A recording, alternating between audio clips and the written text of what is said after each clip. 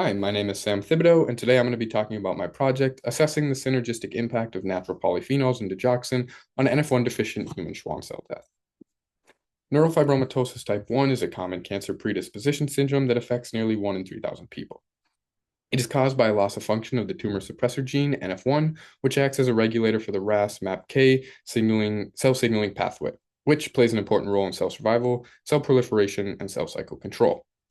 The loss of function of the NF1 gene occurs through a two-hit model, the first hit relating to the germline mutation, and the second hit coming from a somatic mutation that leads to the complete loss of function of the gene. A hallmark of this syndrome are the benign neurofibromas that form along the nerves, and while commonly benign, these can progress to malignant peripheral nerve sheath tumors, which currently have no FDA-approved targeted therapy. Curcumin is a polyphenol that is active in turmeric, and it has shown the ability to affect molecular targets in cancer, neurodegenerative disease, and inflammation. In cancer specifically, it has been shown to impact molecular targets relating to cell survival, cell proliferation, and apoptosis, and it has done so in a variety of cancers. Similar to curcumin, oleocanthal is a polyphenol that is found in olive oil. It has also shown anti-cancer abilities, however, its mechanism of action is still disputed. Current research suggests that it induces lysosomal membrane permeabilization, LMP, which releases compounds to induce cell death both in a caspase independent and caspase dependent manner, including both necrosis and apoptosis. Previous work has been done to establish a better cell line for NF1 deficient in vitro work. This cell line is known as the N5 cell line, which originates from an immortalized human Schwann cell, which then undergoes genetic editing to become NF1 deficient. This cell line is an important model for NF1 testing as it contains the necessary Schwann cell lineage while remaining NF1 deficient and susceptible to traditional chemotherapy. Further, scientists have discovered that digoxin, a cardiac glycoside, shows the ability to kill NF1 deficient cells at a higher rate than NF1 proficient cells. And finally, some studies have suggested that polyphenols can work synergistically with each other to reduce NF1 symptoms, as shown through a study that tracked NF1 neurofibromas when exposed to curcumin on a high polyphenol diet. This study aimed to understand whether curcumin, oleocanthal, and digoxin all worked synergistically together to induce higher levels of apoptosis.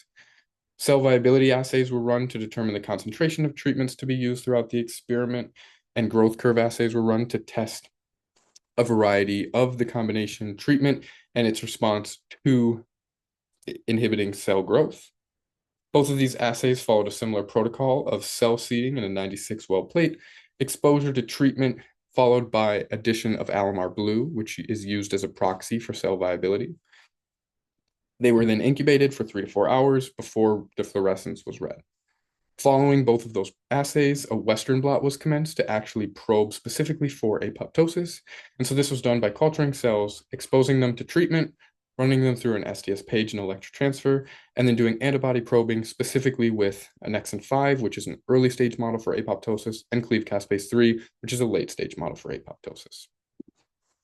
So for the cell viability, we found that at 24 hours, there really wasn't any impact on cell viability. However, at 48 hours, we see that digoxin now impacts these cells and kills these cells at about a 50% rate.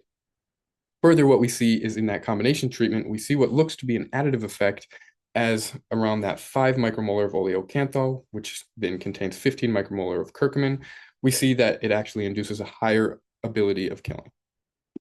With the growth curve, what we see is kind of a similar path, a similar trend where at the low levels of the combination treatment, denoted by 103C and 309C, they follow more closely to the fixed concentration of digoxin. However, at the higher concentration of the combination treatment, denoted by 10030C, we see much more growth inhibition, indicating that growth is inhibited at a dose-dependent manner. When specifically probing for apoptosis, we probed with Annexin V and cleaved caspase 3 through Western blots. However, for cleaved caspase 3, through multiple Western blots, we didn't see any bands, indicating that likely our antibody was denatured. So we used Annexin V as our model for apoptosis. And what we found was similarly at 24 hours, there really wasn't much of an increase in the expression fold for Annexin V, meaning there wasn't much apoptosis increase. However, at 48 hours, what we see is there was a significant increase in the Annexin V, specifically for the combination treatment and the digoxin. But when we zoom in at that 48 hours, we see that there's not much of a statistically significant difference between the digoxin and the combination treatment, potentially meaning that there is no additive effects.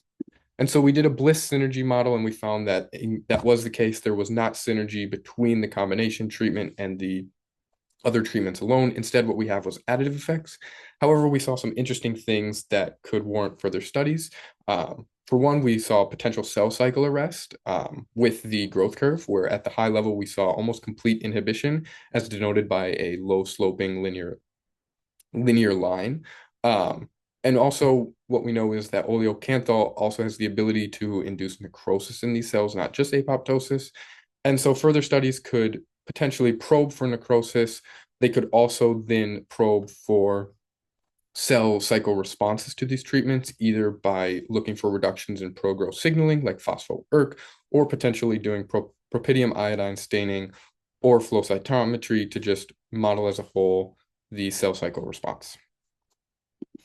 So a thank you to the Largaspada lab as a whole, and a special thank you to David Largaspada, Kyle Williams, and Alex Larson.